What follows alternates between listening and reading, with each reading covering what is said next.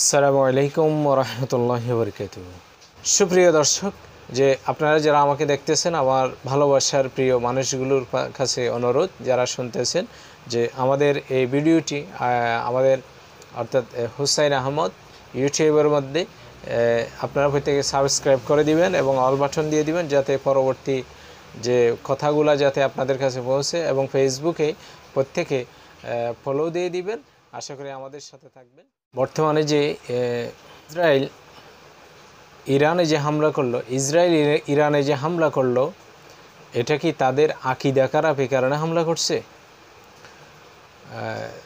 তারা বিভিন্ন ফেরকা এই কারণে কি হামলা করছে? কখনো না। তাদের এটা হচ্ছে একটা হচ্ছে ধর্মযুদ্ধ, পরিষ্কার ধর্মযুদ্ধ।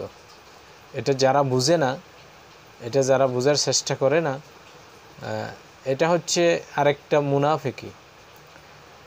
এই যে আমরা যতই ফতোয়া দিই না কেন, যতই ফতোয়া মারি না কেন, যে শিয়াদের আকীদা খারাপ, এটা খারাপ, সেটা খারাপ, এই সেই, কিন্তু বর্তমান পরিস্থিতিতে, বর্তমান দুনিয়াতে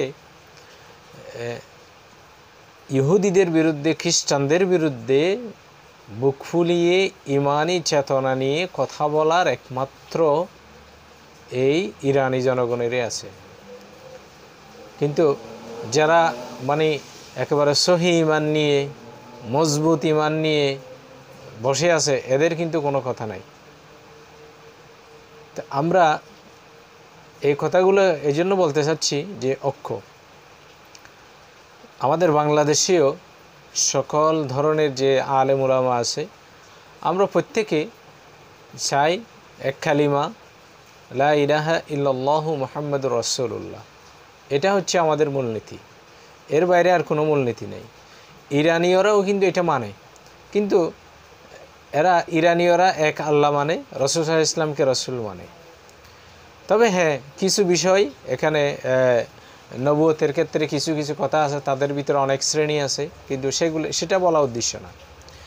কিন্তু এই যে ধর্মযুদ্ধটা হচ্ছে, সেটা হচ্ছে তারা লা ইলাহা ইল্লাল্লাহ মুহাম্মাদুর রাসূলুল্লাহ, অর্থাৎ এই কালিমার উপরে বিশ্বাস, অর্থাৎ তাদেরকে মুসলমান হিসেবে ইহুদি খ্রিস্টানেরা কিন্তু তাদেরকে মারতেছে। তো এ কারণে আমাদেরও বুঝতে হবে যে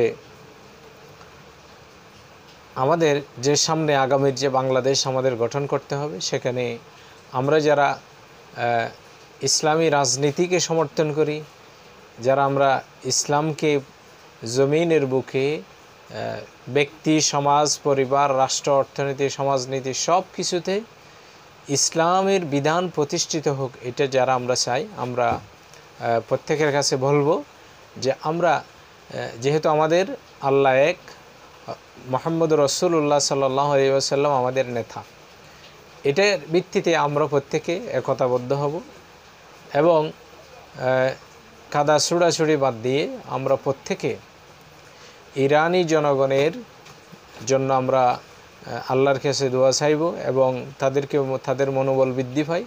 আমরা সেভাবে বিভিন্ন ফেসবুক, ইউটিউবে যেখানে থাকি না কেন, আমরা এখানে উৎসাহ উদ্দীপনা এই পক্ষে কথা বলবো। এবং পরিশেষে যে কথাটি বলতে চাচ্ছি, আগামী দিনে যে সময়টুকু আসতেছে ইসলামের বিজয়ের সময়, এই সময়ে যত আমরা যারা আল্লাহকে ভালোবাসি, ইসলামকে ভালোবাসি, আমরা প্রত্যেকে রাসূলুল্লাহ সাল্লাল্লাহু আলাইহি ওয়াসাল্লামের বিধানকে জমিনে প্রতিষ্ঠিত করার জন্য আমরা প্রত্যেকে ইসলামী দলেরই পক্ষে থাকব।